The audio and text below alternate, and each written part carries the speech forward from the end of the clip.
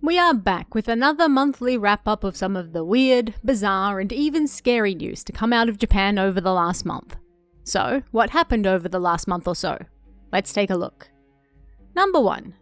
In quite possibly my favourite news this month, residents of Kumamoto City were in for a treat on the night of March 12th, when they noticed something you certainly don't see or smell every day.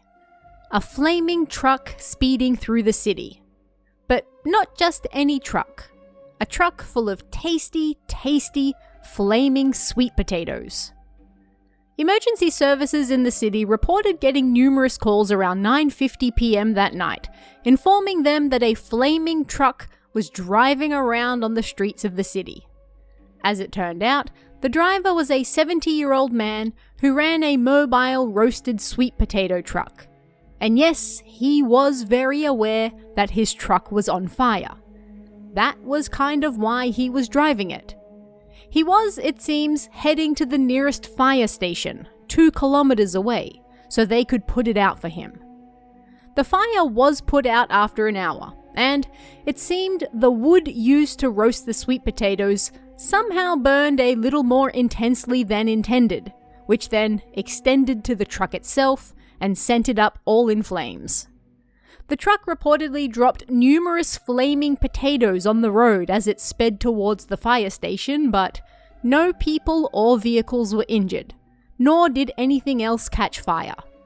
I cannot confirm whether the flaming road potatoes were still tasty, but I'm going to assume they were. Naturally, representatives from the fire department later urged people not to drive their flaming vehicles to the station to be put out. But thankfully, in this instance, the only harm done was to the truck and the poor, delicious, uneaten flaming potatoes. Number 2. Sticking with food. I'm a big sushi fan. I'd go so far as to say it is perhaps my favourite food, or at the very least, it's up there. But have you ever gone out to view the cherry blossoms and thought to yourself, man, I wish I had some handy-dandy sushi I could eat right now without messing myself up? Well, worry no more. Once again, Japan has got you covered. Introducing the Sushi Push Pop. Everyone push! And with a name like that, I think you get what's going on here. Labelled as the ultimate one-handed sushi experience, all you have to do is push the stick at the bottom and out pops the sushi at the top, so you can eat it without dirtying your hands as the almighty above intended. And even better, it comes with my 3 favourite flavours, with eel, egg, and salmon. I mean, what more could you ask for? And all for the low price of 750 yen? Sign me up. Unatoto, a store specializing in eels, plans to sell these until the cherry blossom season ends. But honestly, these should be a thing all year round. There's a market for it. It's me. I'm the market. Number 3. On March 23rd, a user on Twitter posted something rather shocking that had been stolen from their apartment. Not money, not jewellery, not even any food. The RC automatic lock from my apartment that was built in Shinjuku just last year was stolen. Tokyo is seriously scary. Yes, someone just straight up stole their automatic lock. The following day, they shared security footage of a guy in full gear with a ladder, removing the lock over the course of 3 minutes, and then walking away with it. The timestamp shows this starting at 5:13 p.m. on March 22nd, and they asked anyone who may recognize the man to report him to police. Then, on March 25th, the user reported that police had apparently identified the man's car, thanks to security cameras outside the building. As of making this video, the man has yet to be arrested, but the Twitter user noted that the cost of the lock itself is around 950,000 yen, or around $6,000. So if you're wondering why someone went to all the trouble of stealing it, that's likely why. Number 4. Ads are unfortunately everywhere these days, and it seems that, at least in Japan, things are going to get far worse before they get better. They're now installing digital ads to keep you occupied while you do your business. Your toilet business, that is. From March 28th, Hankyu Hanshin Properties is reportedly installing these digital ad displays in almost 2,000 individual locations around the Umeda area. These digital displays are supposed to inform people of how long a stall has been occupied, in the hopes that they will be shamed into pooping quicker or something, as it would seem that in recent years, people have been spending more and more time in public toilets, presumably doom scrolling as they poop. As such, they'll also be playing ads on these displays to perhaps, no pun intended, help push you out quicker or maybe just sell a few extra things in the meantime. Whatever works, I guess. And should the system actually work well, they plan to expand the digital shaming ad signs to other locations in the future as well. Number 5. One of my favourite photo books back in the day was Sadako's Day Off, that came with the limited edition box set of Sadako 3D. I'm a sucker for these silly things, and now Myaku Maku, the mascot for Osaka's Expo 2025, is jumping on the trend by releasing its first photo book on April 13th. Titled I Myaku You, the photo book features 224 pages of the terrifying, adorable, mascot on holiday in Okinawa. There are, of course, beach photos and Myaku Maku chilling in a hammock, but it wouldn't be a photo book without some suggestively lewd bedroom pictures, am I right? Because why else are we buying a Myaku Maku photo book? Show me them eyeballs, baby. All 5 of them. The photo book will also include some limited edition photo cards, and this stupid sexy mascot book can be yours for just 3,600 yen. Number 6. Last month was graduation season in Japan, but students from a school in Utsunomiya City, Tochigi Prefecture, got a little more than they bargained for when they returned to their classrooms after the ceremony. It seemed someone decided to make it a day to remember for all the wrong reasons, as they ransacked their bags and stole all their money. Oh no. On March 2nd, as the graduating students returned to their classrooms, they immediately noticed something was amiss. Their bags and their zips were in slightly different positions to where they had left them.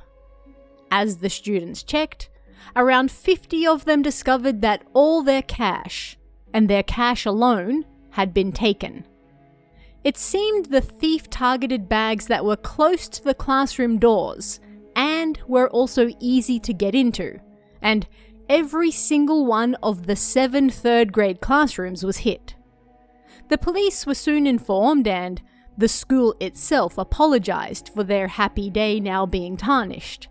But as of making this video, no thief has yet been identified or caught. Number 7.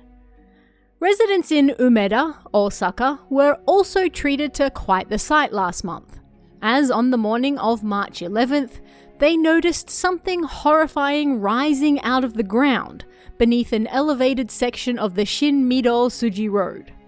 No, not the denizens of the underworld finally coming to claim what is rightfully theirs, but rather an absolutely massive pipe that would make even Mario step back in awe. Fearing the pipe would break through the overpass above as well, the road was closed while workers tried to figure out what was going on and how to make the pipe stop from rising even further. They eventually filled it with water, which slowly sent it back into the bowels of the earth. But according to the Osaka City Construction Bureau, rainwater pipe construction work has been ongoing for the last few years now, and this was one of the pipes involved in that work. Why it decided to break free of its restraints and present itself to the heavens above, however, currently remains unknown. Perhaps they weren't feeding it enough rainwater or blood sacrifices. Who knows? Number 8. If you've ever worked in customer service, I'm sure you'll understand this next one very well. On February 22nd, a tweet went viral for sharing a rather strange McDonald's experience. McDonald's also gets all sorts of customers, huh? Must be tough, it said. And the accompanying image showed 2 pictures of the bottom of a bun with more text. It would appear this image was from said customer himself. My wife bought a bacon egg McSandwich, but there was a white spot on the bottom where it hadn't been cooked properly. This has happened to us before, so I was pissed. The manager said that it's perfectly fine to eat, but if you eat it raw, it'll wreck your stomach. Yes, you may have guessed what the interesting issue here was. It would appear that the couple in question assumed the bread was raw, and it would make them sick if they ate it. Now, last I checked, raw bread is, well, dough. And yes, you can certainly get sick from eating raw bread dough. But this was a toasted bun. Very much cooked. That's kind of how it's able to be a sandwich in the first place. But because there was a white spot on the bottom, where, the cooked bread sometimes peels off and gets stuck to the packaging, the couple assumed that white equals raw. I'm not even sure how you make it this far in life without understanding what raw bread dough looks or feels like, but hey, feel free to share your equally weird customer service experiences in the comments below. Number 9. On March 16th, a man in Iwate received a rather interesting phone call from the Kochi Prefectural Police. They explained that an incident had taken place that he may be complicit in, and they would like him to help with their investigation. Did he know somebody by the name of Nishino Ayaka? The man replied that he did, and he would head over right away. To Kochi. From Iwate. If that doesn't immediately strike you as weird, don't worry, but Iwate and Kochi are almost as far apart as you can get in Japan. They're completely opposite sides of the country. So for this man to immediately agree to head down, in person, to see police regarding this matter, well, it struck them as a little strange. But here's the kicker. The man in Iwate who was being questioned by police was an actual police officer. And the officer claiming to be in Kochi was actually a scammer. He didn't know he called a real police officer. And so, as the turntabled, he found himself confused and bewildered with how to deal with this unexpected turn of events. He didn't actually want the man to come down to Kochi. He just wanted to get his information and bank details and such to scam him of his money. After handling the situation like a true professional, stuttering and messing up and calling the real officer "you" in English, the scammer eventually told him to please look it up on the internet yourself and let the Kochi Prefectural Police know what time you're coming right away. Iwate police then released the phone recording, and the scammer's somewhat strange, simple Japanese and usage of "you" made many think he was likely a foreigner, but as of making this video, the man has yet to be identified. Calling a very real police officer no doubt scared him off making scam calls for the rest of the day, at the very least, I'm sure. Number 10. And finally this month, let's end with perhaps a little bit of whimsy and adventure. Since the middle of March, Osaka residents have noticed something strange while out and about. Deer. Very calm, docile deer, just wandering around the city centre. Needless to say, this isn't exactly the norm, but where on earth have these lovely creatures come from? Well, it's suspected they've been on a bit of an adventure, coming to Osaka all the way from Nara, a decent 30 or so kilometers away. As you may already know, Nara Park is full of deer, and they are very used to people. These deer also have their horns regularly removed by the Nara Deer Protection Society, and the deer that have been spotted in Osaka have also had their horns artificially removed. Combined with their complete ambivalence towards people, it seems they may have travelled all the way from Nara for a little vacation. Or more likely, food, as last year they counted a record 1,465 deer at the park. So it's a little congested over there.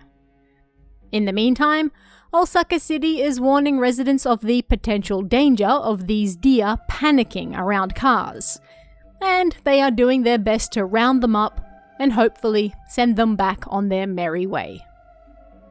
And that's just some of the weird, bizarre, terrifying, and also kind of funny news that came out of Japan last month. But what about you guys? Hear of anything odd or terrifying, weird or funny? Let me know in the comments below, and I'll see you again next time.